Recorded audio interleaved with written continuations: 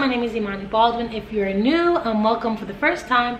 And if you've been here before, welcome back. So today, guys, I just wanted to take a second to have some story time because literally I have my notes written out. But I wanted to share just something that God had did in my life. And for a long time, I had been sitting on this or telling pieces of it and not really being bold and saying all that God did. I kind of hinted at it in one of my other videos on YouTube and talked about how I was going through a season of unemployment.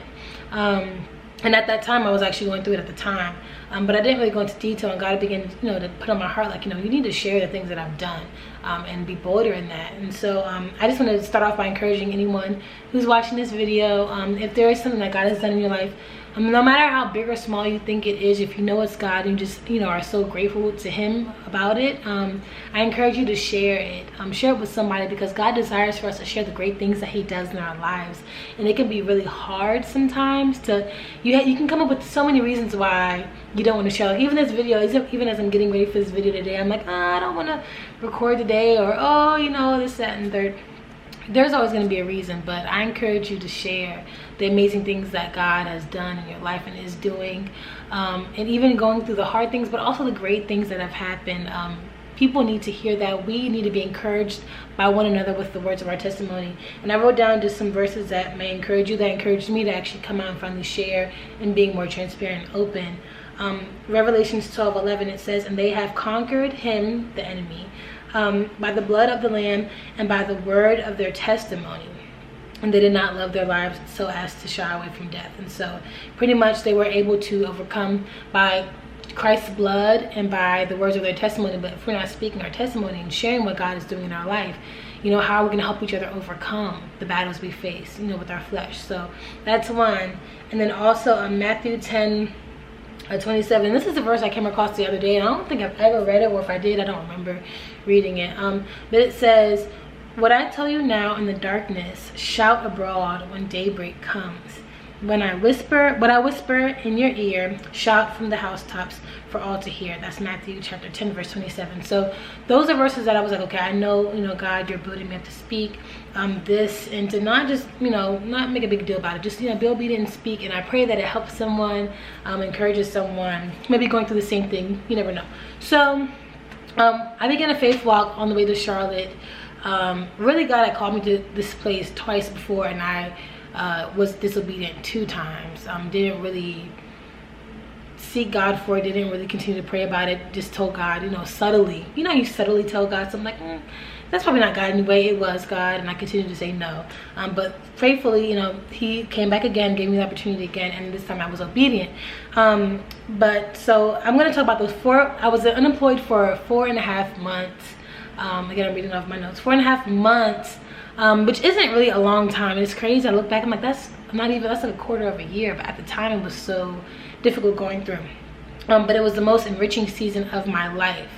Usually when you go through something that's hard, that's a season where God is building you. It's the same way. But for this, I had never been in a season of unemployment before, where I really needed to rely on God. I'd never been in a God-led season where God led me to the season to be stripped. I've never been in that before. So it was very interesting. So anyway, I come do my faith walk down to Charlotte, and I'll maybe make a separate video about that, because that was a miraculous in and of itself.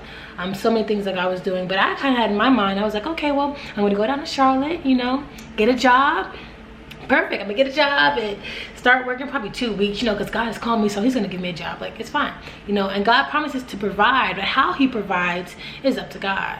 And so I expected a job, but God didn't say I'm going to give you an immediate job. God said I'm going to provide. So what I did is I began to, of course, look for different jobs, putting applications out there. I was working at this coffee shop, not working, but sitting down and typing, working at this coffee shop called Amelie's, working, just literally plowing through Indeed and resumes, and having my friends, Yo, I love you, look over my resume. Asia, I love you. She was over here trying to put things in. I mean, so many people who helped me in that season. I love you and appreciate you and thank God for you so much. The jobs I was really looking for were jobs that were going to make more money. And I don't know where I got the idea of I want to make more money from, but I was like, oh, okay, well, since I'm looking for a new job anyway, I might as well try something new, look for a new job, this, that, and the third. And that was in my own flesh. And so I remember I was, after weeks and weeks and weeks of doing this, and I was like, why isn't anything opening up? Da, da, da. I know God's gonna give me a job. You are, I know you are. And God revealed to me, and I remember I was in the shower, and he literally was like, I told you to change locations, not occupations. Go back to where you came from. And at home in Maryland, I was doing school counseling, which is my love. And so I was like, okay, you know, convicted, because, you know, I'm out here trying to, you know, get a bag. And God was like, you know, well, why would you stray away from the place that I called you to? If I called you to change locations and occupations, why would you change? And I was like, I don't know. And God was like, no, you do know, be honest. And I was like, well, you know, I wanted to make more money. And that's when he really convicted me. He's like, no, I'm your provider. Do you think that I would call you to something and not provide for you, you know? So I began to put applications in for school counseling positions. And mind you, through all of this, God continued to provide for all my needs. It was tight. It was tight. I was stripped from the usual luxury of having a job, you know, getting a check every 2 weeks and being able to do whatever. Completely stripped of that. And I had to literally, and I guess I'll speak about this now, hunker down and learn how to steward finances according to what God is leading me to do. Literally every day asking, I know many of you may pray that prayer every day, you know, God, what do you want for me to do today? What is your will today? Show me what you need me to do today, every single day. And it was definitely that with the finances. And I have, you know, I pray, like, you know, I'll tithe, I'll do my offering, and then I'll kind of do my bills and do whatever with the rest. But God was like, no, there's more intentionality than that. This is my money. And that, in that season, I'm grateful, because he had literally been raining down manna from heaven, people sending money out of the blue. My family, my grandmother sent so many times, you know, just literally just enough that I needed in those hot moments where I'm like, I don't know how I'm gonna, you know, eat or whatever next week. But literally he would send just enough right when I was needed, without me having to like strain or worry. So I thank God for that. And he taught me a lot about stewarding finances in a season of unemployment. And I didn't even know these things before, you know. I had to actually, it's like when you have to actually do different, you learn how to do different. I never had to move money differently, because I always had extra, you know. But when I was in a situation where I had to spend differently so that I could be fed and clothed and all these things, that's when stuff started to really shift, and I started to understand God's, you know, will for me in stewarding finances. And he began to rework my priorities and show me that my motives that I had weren't pure.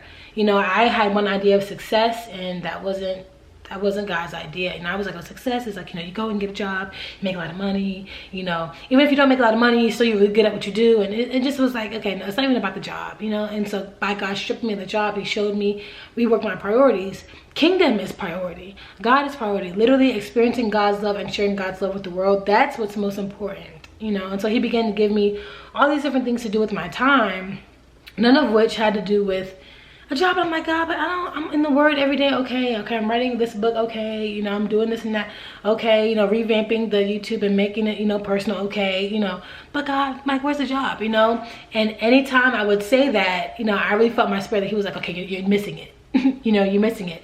The job was not as important as experiencing God. You know, the job is not as important as getting closer to God. The job is not as important as getting wiser with your finances. The job is not as important as you really being able to experience God as a provider, which I really experienced him as a provider, to be able to see miracles because of this big deficit that he's created for him to fill, so we can see him different. You know, those are the things that he wanted me to see. The vision he was giving in that season was all because I was so hyper focused on him, because there was this void where instead of putting him there, I put my job there prior to. And so there's another verse that I wrote down. There's a path before each person that seems right, but it ends in death. That's Proverbs 14:12. So I thought that coming down, getting a job immediately, or even chasing after a job was right, and it wasn't. Being still and listening to God and letting God pull out of me what needed to be pulled out and put into me what needed to be put in, and making an experience in a season where I can experience him so real, that's what I needed. That's what was right. You know, but sometimes we think we know what we need. We have no idea what we need. Only God knows what we need, you know. And so that verse, and then also Revelations 21:2, every way of a man is right in his own eyes, but the Lord weighs the heart. So God knew, Imani, you're not ready to hop into another job, because if he had given me another job, I would have taken it, just done the same thing. I wouldn't have allowed him to really make me closer to him. I wouldn't have allowed him to teach me the wisdom I needed to know for the rest of my life. I wouldn't have allowed him to prune me of bad habits of, you know, kind of including him in my life instead of having him be Lord of my entire life, and then including all the other things if he said so, you know. So it was like, it was just so good. I'm reading my notes. Now, it was so good because, you know, God weighed that heart and was like, that's not a heart that's after me. That's a heart that's after the world. I mean, God needed to put me in that season to strip me, to show me that. And then once I was able to be like, you know what, God, you're right. Forgive me. I surrender. I repent of that. Show me what you need me to do. Even at that point, I did not immediately get a job. So going back to the part of, he said, switch, you know, change locations and occupations, I began to put applications in again for the school counseling position. It was like, God, if it's your will, have at it. So I had one interview. Finally, I was like, finally I get an interview after months. Went in, this place literally was like parallel to the school that I worked at home.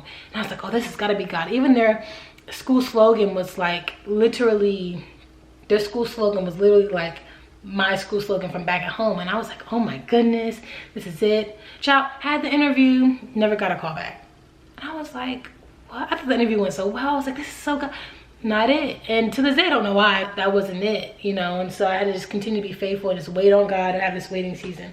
But in this season, I experienced God as a provider, as a teacher, as a healer, as a protector. He moved me into so many different situations, but in every place, he covered me, protected me. His spirit went with me. I never went hungry. I actually ate a little too much, especially during the holidays. I never went hungry. I never went, you know, without anything that I needed, especially of his spirit. He was so present. And I just grew so much closer to him in that season. And that's really what I needed. So in that season, I really received God's vision, was able to listen for what he wanted me to do. Not just the ideas in my life that I had, but what is God's plan for me. And then also just working in purity, consistency, and boldness. That happened in that season too. I went from a place of really worrying and just being so concerned with getting a job to being like, God, whatever your will is for my life, I'm ready to do with, you know, whatever it is you want me to do. And then after that submission, a little bit of time after, I got and this wasn't something I sought out, it sought me out. One of Dexter and I's good friends, Lace, had reached out to him saying, you know, our school really needs a school counselor. I know you said that your girlfriend is a school counselor. And I went in and interviewed. Thank you, Lace. God really used you, and I got the position. And this is literally the position that God had for me. And it's crazy because it didn't come through like seeking it out or anything. It just, once I finally got content and it's like, yes, you know, God, you're so good, whatever you want. It's been all these different things started happening. And so then when I got the job, I was excited, but then I was worried. I was like, well, God, all these different things. I was working in purpose and writing the book and doing this and doing that and spending time with you. Like, I don't want to lose any of those things, you know, because I have this job now. And then comes quarantine. I'm like, God, that's insane. So literally God has been using this season to, you know, restore to me even greater. But a season where I can actually use the things that he's put in me and taught me in that season of unemployment, and being just so close to him and listening to him and being pruned of a lot of different motives and being put inside, having God put inside me what he desires. You know, it was just amazing, honestly.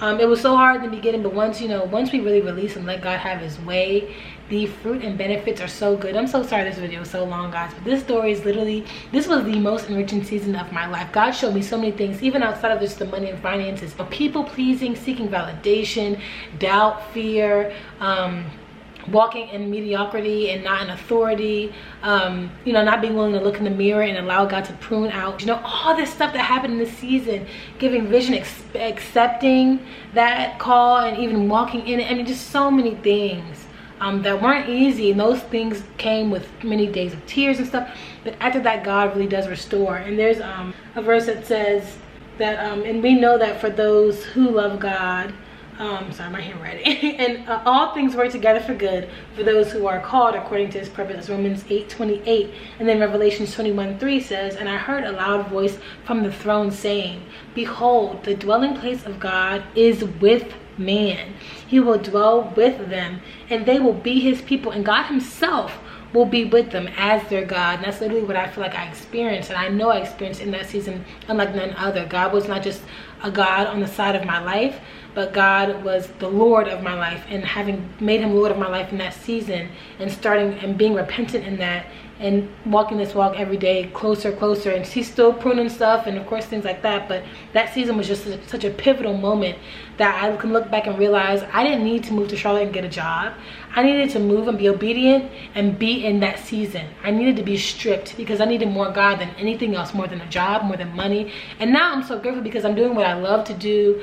I thank God I'm working in my gifts, working with the families and stuff at my school. I love them. I love the staff, and just being able to grow my, you know, and professionally, but also just grow my gifts, and just also being able to pay, because, you know, we are getting, you know, paid. Obviously it's a job, so I'm grateful for that. I'm lacking nothing in forms of financial need now, in any way. You know, I wasn't lacking before as far as being provided for, but now God is just multiplying, and I've been able to pay off debt, credit cards, cars, different things that I never even imagined paying off. And even not only just paying off my own debt, but also giving, and just being able to move money different according to God. It's so much more free. I realized a lot of things I thought I needed, I didn't need. So I've not put money to, you know, places that I used to, because I know I don't need that, you know.